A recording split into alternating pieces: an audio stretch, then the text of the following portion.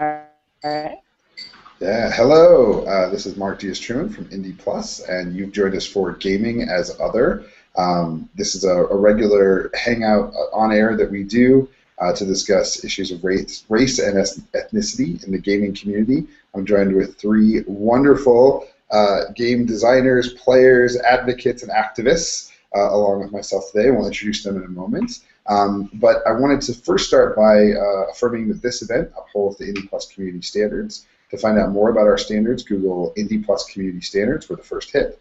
And if any of the following content warnings apply to our program, I'm going to introduce them. And we have one major content warning, which is that we are going to talk about gender and race issues. That's kind of the point of this. So if that's not your thing, it's time to get out.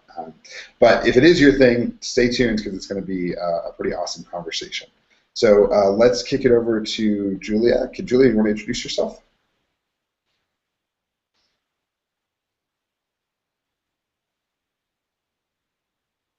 Did we lose Julia already? Oh, she's muted. Okay, now I'm Julia Ellingboe. Yes, my mic is on now. Oh, can you hear me now? Yep. Can you hear me now? I shouldn't be muted anymore. Yeah, you're set. Okay, great. So I'm Julia Ellingboe. I write games. I write mostly LARPs, and for my day job, I am a human resources manager at a food co-op, and I'm also interim general manager at the moment. Great. Misha? Hi, Misha. Okay. Hi, I'm Misha Bushyager. I'm a player by night, mom, and database analyst by day. That's pretty much me. Cool. Good. Strix? Hi, I'm Strix Beltrán, and I'm a PhD student. I study the intersectionality of mythology and gaming, so I pay a lot of attention to how games work. I am doing the Gaming of Other series at a variety of different conventions with Mark Diaz Truman, Ajit George, Misha, and a lot of other people. This topic is really important to me, and I'm very excited to be here today. Awesome, good. Again, I'm Mark. I'm one of the organizers of Indie Plus, and I'm excited to have our conversation today. And Misha's going to jump us into it and kind of go over what we're talking about. So I'm going to kick it over to Misha.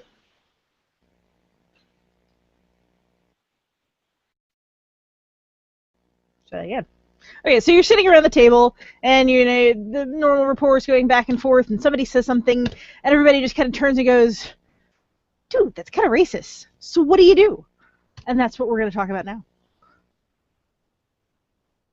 Right. So one of the things that we push a lot with Gaming as Other as a community is we really want people to try stuff. So try playing minority characters even if you're not a minority. Try playing games that might make you a little uncomfortable. But of course, as Misha says, there's always that moment where someone says something and you're just like, that's kind of racist, it's very insensitive. And the crazy part is you don't know what to do, right? Like it's very difficult to figure out what the next step is supposed to be. Certainly, this is your friend, somebody you like playing with. It's not just like, oh, well, get out of my house. You're a racist. Out, right? So what are some tactics and techniques for, like moving forward from that moment? So, Julia, do you have any thoughts? Has this ever happened to you, and what did you do?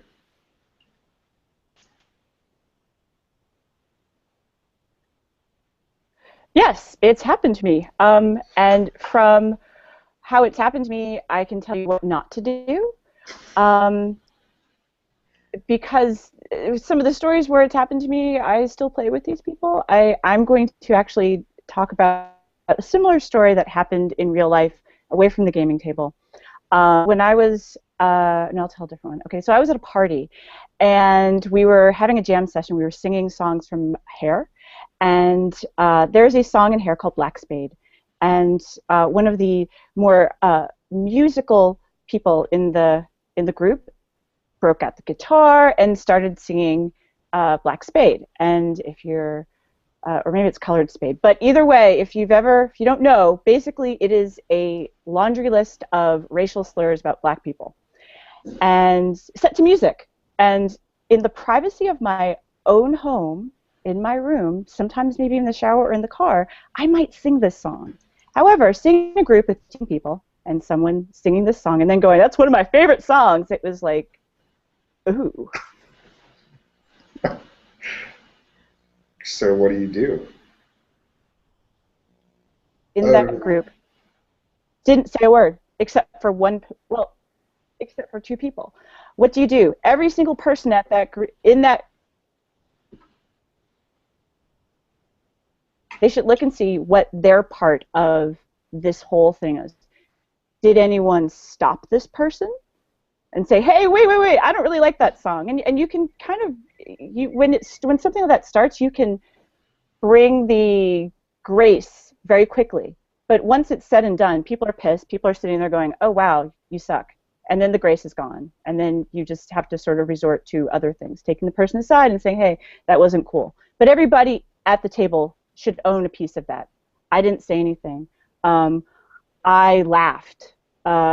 Whatever's happening, and when everybody takes a little bit of that ownership, it sort of recreates the circle that, yeah, we all experienced this. It wasn't just the black person going, "Wow, you suck." It was everybody going, "Wow, that really didn't feel good, and I felt awkward." Yeah, one of the other tools that you can use, especially if you're at a table, the X card is a great tool for hey, even if you don't want to, if you just want to call it and say, maybe make people think about it in the future, but not necessarily bring it up and talk about it in the moment. You can always, if you have the X card in play, you can tap it, and people, make them a little more mindful of what they, maybe think about what they just said, so that they can go on from there. So what did I? Oh, maybe that's what the problem was, kind of thing. But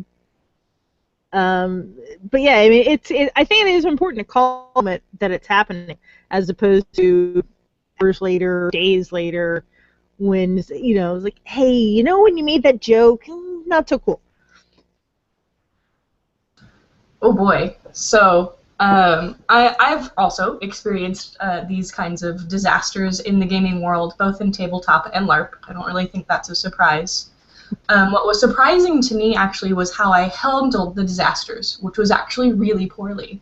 If it's real racism or if it's real sexism, for me at least, it's so shocking that I get stunned and I do not know what to do, and I do not know how to communicate about it. And this has happened several times, especially with really kind of horrible examples of racism that I can think of in a particular LARP that actually happened at Intercon this year.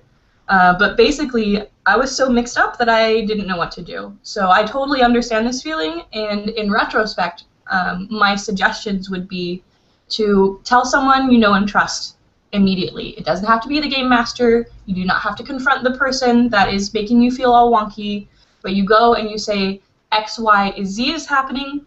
Can you help me? Get someone else who's not directly in the heat with you, that you trust very much, to help advocate for your voice at that point. Because at that point, I had no voice. I was just so shocked that I could not do anything.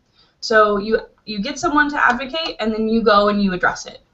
This does not mean that you have to have a screaming war or that you kick someone out of the game. That's not what we're talking about. But making sure that this person knows that they have definitely crossed a line, and maybe explain to them a little bit why, if they're that clueless, which has actually happened, so that it doesn't happen again. Because the whole point of disasters is that we want to avoid them. They're not the greatest learning lessons. Even though they can be learned from, we prefer other ways of learning how to be more diverse and more flexible as a community and as individuals. So that's my brief opening gambit on how I think we should deal with this. What are your guys' thoughts?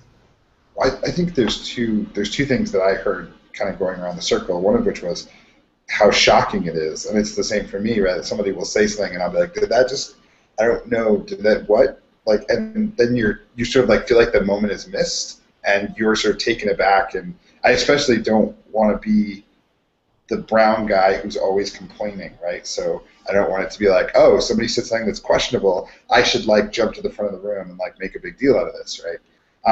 So part of playing the other, right, is being othered by having to speak up and say all the time. So I know that like it's really helpful to have, I don't want to use the word allies because it's even subtler than that. Friends who are willing to say, hey, that wasn't cool, or hey, I noticed this made me uncomfortable, right? It's not a political statement. It's even just like a common sense sort of calling in of like, hey, did we mean this? Because it seems to me like we're headed that direction. And part of improvisational play is you end up at places you didn't expect. And I think it's unrealistic for us to think that those places are all like sunshine and rainbows and like ponies and wonderful. I think some of them are kind of dark and bad and maybe drawing in some stuff we're still wrestling with. So we have to be sort of alternately forgiving, but also, like I heard from both Julia and Strix, like an ounce of prevention is worth a pound of cure, right? Like get in there early before it gets out of control. Mm-hmm. And one of the things that I've noticed is it's actually, for me, harder to deal with in a smaller tabletop setting than it is a big LARP. Because if you're in a room, maybe with people you know, maybe you don't, and there's 4 or 5 of you, and this thing just happened, and no one else acknowledges it, you feel like that you do not have any friends or allies at the table at that point. Like, even if they are your friends, you're like, why aren't you saying anything? I'm not saying anything because I'm freaked out, but why aren't you saying anything? And that becomes really tough. And unfortunately, I think in every instance that I can remember where this has happened at a tabletop game, I've just remained silent about it, actually. I've not addressed it. You know, I'm a pretty resourceful person. I can be pretty outspoken when I want to be, but it's very, very challenging when that happens. And so my advice to people who maybe don't experience this as much is, I promise you it's still happening, but maybe you should look out for it a little more, and if you get that niggling feeling like somebody else is uncomfortable, just take 2 minutes to talk to them, right? That's how you can be helpful. Yeah, I mean, and even if Yeah, I've found that sorry. I'm trying to think how to explain. If you're not the one who's, go ahead. No, even if you aren't the one who is directly, you know, affected by the statement, whether it's like, you know, they're making really bad Chinese stereotypes, and you happen to be black. Okay, you know, that doesn't mean that you can't say something about it. You know, just because it's not offensive about you doesn't mean that you can't say something about it. And then, but as far as if you are the person who made that gaffe, you know, what do? You know, hopefully everybody would you know, apologize, and the real apology, not the "I'm sorry you were offended" apology, because that is a BS apology. We all know that. But you know, really, accept that, you know, okay, hey, I'm sorry, I screwed up. What should I, you know, and ask, you know, is there a better way of phrasing that? Is there something that's more appropriate? What should I say instead? You know, there are ways of, you know, asking for feedback so that you can continue to have fun and you can continue to feel out those different races or different cultures without offense.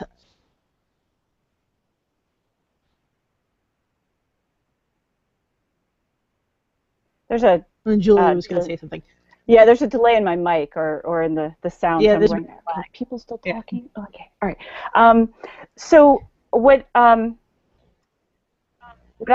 also seen is that there's that defensiveness, and then there's the, well, my other friends like you are okay with this kind of thing. And when there's first that like, oh my gosh, I can't believe you said that, and then their defense is, well, other people are okay with this. And at that point, I think it helps to sort of take a step back and say, hey, but in the here and now, at this place right now, this person that you're talking to doesn't feel good about that. And that can really apply to anything. Anytime someone's buttons gets pushed. You know, my other female friends are okay with this kind of discussion. Well, I'm not your other female friends. I'm your female friend who does not feel good about this. And looking at it from that one-on-one piece, that you're dealing with a human being, sort of helps. It really does help. Yeah, I also think it's helpful to, when it is a group thing, to also own it, right? So rather than make it like you, white people at the table, have said something offensive, make it like we appear to be going down this path to this kind of offensive place. If it's different than when someone says something like specifically offensive, but when you're trying to work out like a setting in fake horror, and it's like, well, this is kind of coming across like a setting that doesn't like women so much, or, you know, in which minorities are treated poorly for no reason, right? You can kind of say like, hey, I noticed that all of the bad guys in this setting are black. I'm just pointing that out. Like, we're we're headed down that path, right? And maybe that's okay, and we're saying like, no, we really want this to be a story in which these communities are redeemed, and there's people from those communities, and we're going to explore that later. Like, great, wonderful, but like, let's acknowledge it. And I think it's important to remember that it's a sensitive conversation on both sides, and like, it's hard for people to hear that something might be upsetting, right? Or like, you know. So I love what Julia just said about saying that. But right now, like with me in the room, the two of us, this is too much for me, or this isn't what I want. This is not who I am. And I think that really draws it back to the person. Well, and I think Misha said something really interesting about recovery. Like, if you happen to be that person that did something that is not okay, where do you go after that? Speaking from the other side, like, I want it addressed and then moved past, like, as quickly as possible, just as much as you do. So as long as there's acknowledgement, like, oh, this was bad, I know why this was bad, I will try not to do this again, or I will not do this again, it's really all that I want, like, because I just want to play games with you, right? That's why we're in the same room gaming. I don't want you to feel pinchant forever. And then, you know, acknowledge it and then move forward, right? And let it go, and then just try to be aware enough not to do it again. Like, I don't want anyone to, like, be hung up by their toes. That's not the point. I just don't want to have to feel bad in a gaming space that is supposed to feel good, right? That's all that I really want. So if you're that person that makes a mistake, whether it's really big or really small, and you have the inclination, right, the very human inclination that we all do to go, they're being too sensitive, or I didn't mean to, or for some reason just not acknowledge that it's your fault, that's where I have a problem. And so you just go, okay, I did this thing, I'm really sorry, I'm actually sorry, and let's keep gaming. I'm not going to hate you forever if I know that you get it. And that's really it. That's all that you have to do. And I don't think that's a lot. Cool. Well, that's pretty much our out of time for today. Misha, Julia, anything else? I have a happy story. Yeah, good. So a few weeks ago, my older daughter turned 15, and she bought herself a deck of Cards Against Humanity. And I was eavesdropping because she does not want to play this game with me. I don't know why. But she was playing with her friends. It was late in the night, and I was eavesdropping. And they came to a card where somebody presented one that said something, something, black people. And there was this very long silence. And I don't know if she said it or if somebody else said it, but it was like someone said, yeah, that wasn't cool. And then all the other girls said, yeah, that felt really bad. Moving on, and they just kept going. And what I was hearing was ownership. Everyone felt affected by it. I could not tell, like I said, 5, 15-year-old girls, I couldn't figure out which one was my daughter. And I don't know if she had to say anything. It sounded like everybody banded together and was like, ooh, yeah, we had a really bad moment there. And then they kept on playing, and I heard really awful, more offensive things, and they were all okay with it. Very cool. Good. That's a good story to end on. Wonderful. Well, thank you all for joining us. We'll be back perhaps next month. We sort of irregular, but we'd love to hear comments and questions if you've got them about future topics that we could talk about. And thanks again to Indie Plus for hosting this, and thanks to Julia, Misha, and Strix for coming on board. It's been great. Thanks. Thank you. Thank you. Bye.